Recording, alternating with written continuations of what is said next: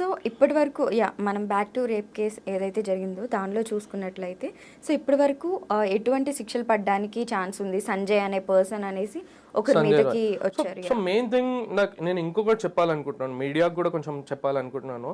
The thing is supreme court ఒక question వేసింది, అసలు రేప్ విక్టిమ్ది ఫొటోస్ కానీ ఐడెంటిటీ కానీ ఏది రివీల్ అవ్వద్దు. But then all over social media photos, victim photos, victim name అంతా రివీల్ అయిపోయింది. సో బ్యాక్ దెన్ అది 100% అక్కడ ఉన్న వాళ్ళకైతే తెలుస్తుంది తను ఎవరో అన్నది, కానీ అట్లా రివీల్ చేయడం కూడా కరెక్ట్ కాదు.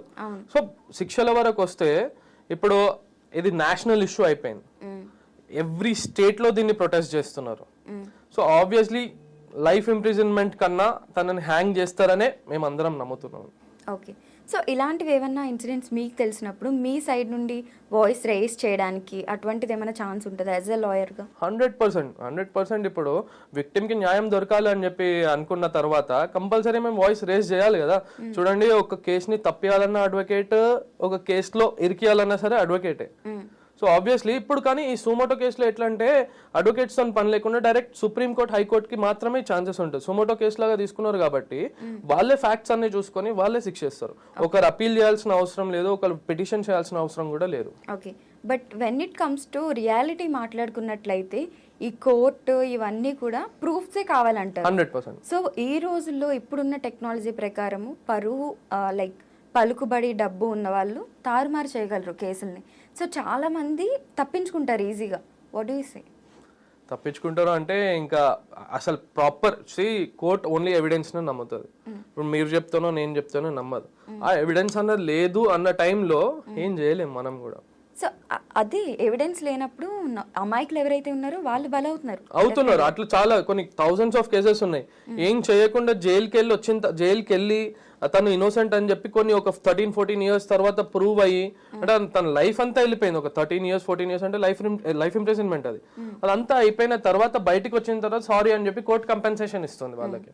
ఇప్పుడు ఇన్నోసెంట్ ఎవరైతే తప్పు చేశారో వాళ్ళు బయట హాయిగా తిరుగుతున్నారు. ఆబ్వియస్ ఇప్పుడు మర్డర్ చేసిన వాళ్ళు కూడా ఇప్పుడు ఇంకొక కేసులో 2019లో ఒక రేప్ కేసులోనే 2017లో ఒక రేప్ కేసులో ఆ విక్టిమ్ బెయిల్ మీద అక్యూజ్ బెయిల్ మీద బయటికి వచ్చాడు.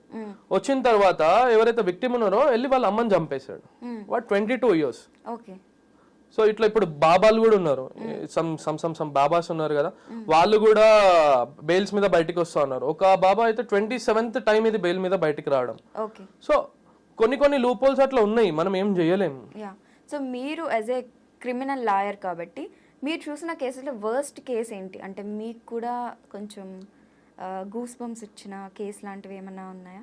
సో నాకైతే ఈ శంషాబాద్ 2019 కేసే, మన డాక్టర్ గారు ఉన్నారు కదా, తనని మన సజ్జనార్ గారు వాళ్ళని ఎన్కౌంటర్ చేశారు 4 members ని. That was the good case. అంటే నాకు బ్యాడ్ ఎక్స్పీరియన్స్ చెప్పాను. The thing is that is bad experience, but దాన్ని ఇన్స్టెంట్ శిక్ష వేసేసి సజ్జనార్ గారు ఎవరైతే ఉన్నారో తను ఇన్స్టెంట్ గా రియాక్ట్ అవ్వడం అన్నది ఐ ఫెల్ట్ గుడ్. ఆ ఇన్సిడెంట్ బ్యాడ్ అయినా సరే, సాడ్ ఇన్సిడెంట్ అయినా సరే, మొత్తం ప్రొటెస్ట్లు జరిగినా సరే, but the way police reacted I felt very good.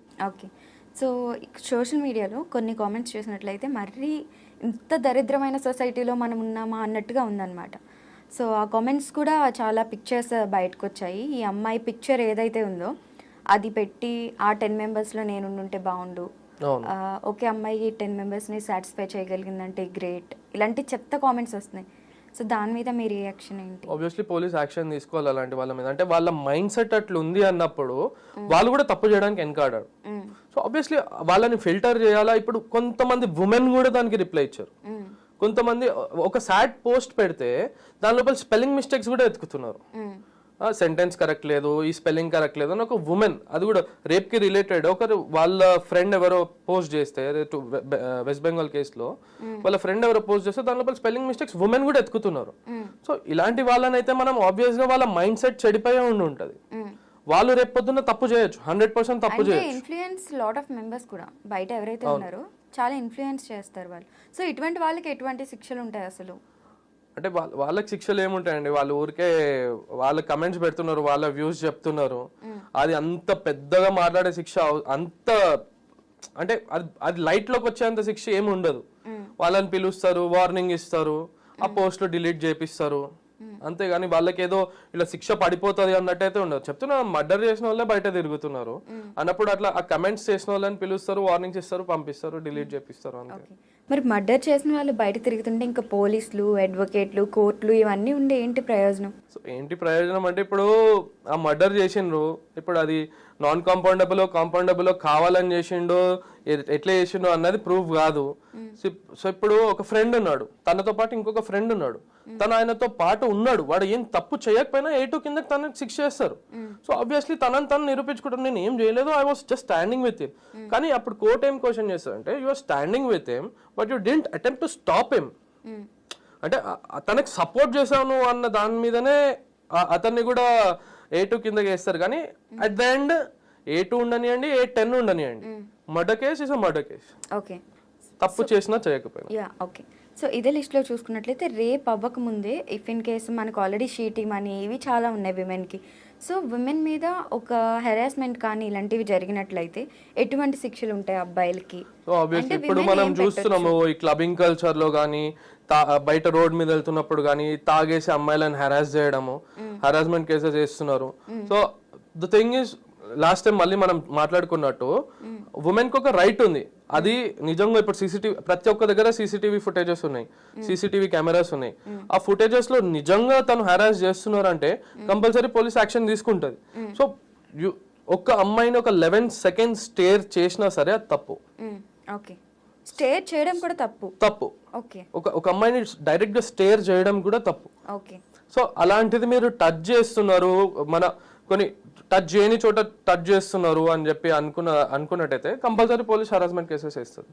Okay, if in case live-in లో ఉండి తర్వాత అమ్మాయి విడిపోవాలనుకుంటే అది వాళ్ళిద్దరు మ్యూచువల్ అండర్స్టాండింగ్ మీద ఉంటుంది. ఓకే. సో ఒకవేళ విడిపోవాలనుకున్నప్పుడు అబ్బాయి ఫోర్స్ చేస్తున్నాడు అనుకోండి, ఆబ్వియస్లీ తను ఫోర్స్ చేస్తున్నాడు, టార్చర్ పెడుతున్నాడు అని చెప్పి తను కంప్లైంట్ ఇవ్వచ్చు. సో ఇప్పటి వరకు ఉన్న అప్డేట్స్ ప్రకారం లేటెస్ట్ అప్డేట్ ఏంటి కోల్కతా కేసులో, అండ్ నెక్స్ట్ ఎటువంటి యాక్షన్స్ తీసుకుంటారు? యాక్చువల్లీ సిబిఐ ఈ రోజు రిపోర్ట్ సబ్మిట్ చేయనుంది.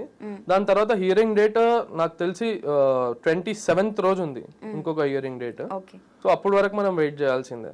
కానీ స్టార్టింగ్ లో ఏం చెప్పిందంటే గ్యాంగ్ రేప్ అని చెప్పి మల్టిపుల్ పీపుల్ రేప్ చేశారని చెప్పారు. కాకపోతే అదంతా ఫేక్ అని చెప్పి సిబిఐ ఆల్రెడీ సబ్మిట్ చేసింది. ఓకే, ఇప్పుడేమో డ్రగ్స్ రాకెట్ ఉంది. సో అమ్మాయి హైడ్ చేయాలని, ఐ మీన్ అమ్మాయి వాయిస్ రేస్ చేయడం వల్ల ప్రిన్సిపల్ యాక్చువల్ గా మమతా బెనర్జీ గారి సిబిఐకి కేసు ఇవ్వడానికి కారణమే అది. సో ఇప్పుడు సంజయ్ రాయ్ ఎవరైతే ఉన్నారో, ఆ అక్యూజ్ ఎవరైతే ఉన్నారో డైరెక్ట్లీ ఒక విత్ ఇన్ 1 hour లో ఒప్పుకున్నాడు, అవును నేనే రేప్ చేసా, if you want to hang me you can. So అంత ధైర్యంగా ఒప్పుకున్నాడు అంటే తన వెనకాల ఎవరైనా పెద్ద తలాలు ఉన్నారేమో అని చెప్పి డౌట్ వచ్చి సిబిఐకి వెళ్ళింది case. Okay, if in case నిజంగా డ్రగ్స్ రాకెట్ ఉన్నట్లయితే ఆ కాలేజ్లో ఎటువంటి యాక్షన్స్ తీసుకుంటారు గవర్నమెంట్? కంపల్సరీ డ్రగ్ టెస్ట్లు అందరికీ చేస్తారు. డ్రగ్స్ రాకెట్ ఉంది అన్నది అది సిబిఐ వాళ్ళే ప్రూవ్ చేయాల్సి వస్తుంది. డ్రగ్స్ టెస్ట్ చేసినప్పుడే కదా తెలుస్తుంది ఒకళ్ళు నిజంగా ఉందో లేదో. ఇప్పుడు మన హైదరాబాద్ లో చూసుకుంటే ప్రతి ఒక్క దగ్గర హాస్టల్స్ లో, క్లబ్స్ లో అన్ని దగ్గర డ్రగ్ టెస్ట్లు చేస్తున్నారు. సో ఆబ్వియస్లీ అక్కడ కూడా చేస్తుండొచ్చు మరి, ఒకవేళ ఆ డౌట్ ఉంటే. ఓకే, సో నాకు వచ్చిన మేజర్ డౌట్ ఏంటంటే if in case like alcohol తీసుకునే వాళ్ళు, ఈ క్లబ్బింగ్ కల్చర్ ఎవరికైతే బాగా అలవాటు, రోజు వెళ్ళే అలవాటు ఉందో వాళ్ళు ఎక్కువ డ్రగ్స్ తీసుకోవడం అనేది ఉంటుంది అనమాట.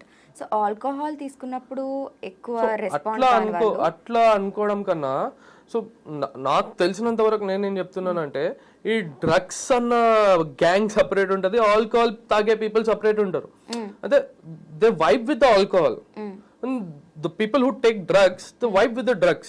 అంటే వాళ్ళకి ఇంకా ప్రపంచంతో సంబంధం లేదు, సంబంధం లేకుండా ఉంటారు. సో ఆబ్వియస్లీ క్లబ్బింగ్ వాళ్ళు కూడా తను ఇప్పుడు మనం జనరల్ గా అనుకుంటే మన గోర్లో కూడా డ్రగ్స్ పెట్టుకొని తీసుకెళ్లొచ్చు అంట. ఎంత చెక్ చేస్తారు వాళ్ళు కూడా. సో ఆబ్వియస్లీ వాళ్ళంతలో వాళ్ళకే రియలైజేషన్ రావాలి that is not good for us అని చెప్పి. ఓకే, ఎందుకు డ్రగ్స్ మీద అంత నిఘా పెడతారు? బేసిక్ గా చిన్నది దొరికినా కానీ చాలా పెద్ద కేసులు అవుతాయి. వై అంటే ఆబ్వియస్లీ అది మన సొసైటీని పాడు చేస్తుంది. ఇప్పుడు ఈ రేప్స్ జరగడానికి కారణం కూడా ఇప్పుడు కొంతమంది గంజాయి తాగుతారు, డ్రగ్స్ తీసుకుంటారు, ఆల్కహాల్ లో ఉంటారు. ఆ నషాలో ఇంటాక్సికేటెడ్ ఉన్నప్పుడు వాళ్ళు ఏం చేస్తున్నారో వాళ్ళకే అర్థం కాదు.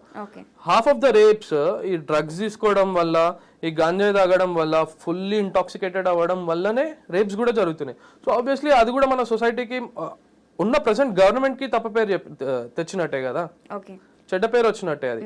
సో ఆబ్వియస్లీ కంపల్సరీ ఆ డ్రగ్స్ అన్నప్పుడు అది వేరే వాళ్ళకి కానీ వాళ్ళకన్నా వాళ్ళు ఏమైనా చేసుకోనివ్వండి, కానీ ఆ డ్రగ్స్ తాగిన స్టేట్ లో వేరే వాళ్ళని కొట్టడము, వాళ్ళని అబ్యూజ్ చేయడము, ఉమెన్ ఉంటే రేప్స్ అవ్వడము, ఈ డ్రగ్స్ స్టేట్ లోనో ఇంకా గంజాయి స్టేట్ లోనే కదా అవుతుంది.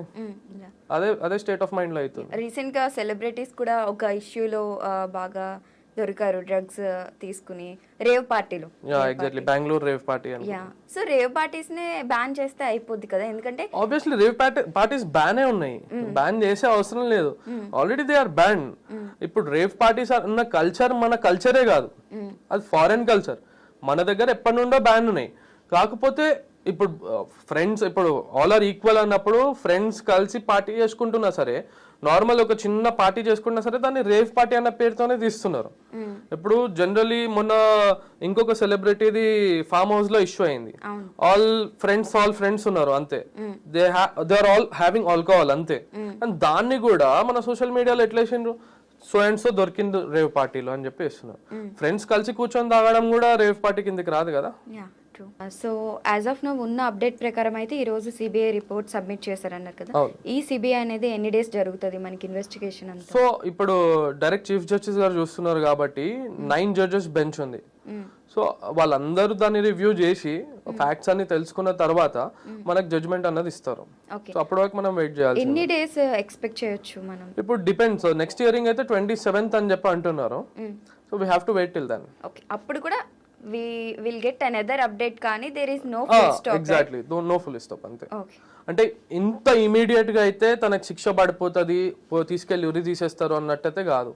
మనం ఆ ప్రొటెస్ట్లు చేస్తూనే ఉంటాం. 2012 లో ప్రొటెస్ట్ చేసినాం, ఆఫ్టర్ 12 years మళ్ళీ ప్రొటెస్ట్ చేస్తున్నాం. అది అక్కడి వరకు ప్రొటెస్ట్ లోనే అయిపోతుంది అనుకుంటున్నా, కానీ but what I believe is to don't burn candles, burn the person who is accused అంతే. But I have a doubt that Sanjay Roy నేనే రేప్ చేశాను అని ఒప్పుకున్న తర్వాత, అండ్ ఆ అమ్మాయి నెయిల్స్ లో కూడా ఏదైతే బ్లడ్ ఉందో సంజయ్ రాయ్ బాడీ మీద ఉన్న స్క్రాచెస్ తో మ్యాచ్ అయిందని చెప్పారు. సో మ్యాచ్ అయిందని చెప్పినప్పుడు మరి ఎందుకనేసి ఆ అబ్బాయిని ఇంకా ఉరి తీయట్లేదు? అంటే తన వెనకాల ఎవరున్నారో కూడా తెలుసుకోలేదు కదా. అంత డైరెక్ట్ గా ఇప్పుడు 150 milligrams ఆఫ్ సీమెన్ దొరికింది అని చెప్పి కూడా మధ్యలో వచ్చింది కదా, 150 milligrams ఆఫ్ సీమెన్ దొరికింది అని చెప్పి. మళ్ళా కాలేజ్ ఎక్స్ ప్రిన్సిపల్ గురించి, సందీప్ ఘోష్ ఐ గెస్, అతని గురించి.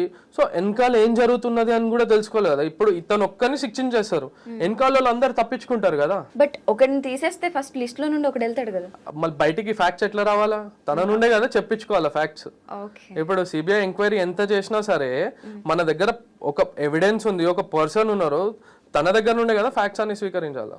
Thank you so much for your time.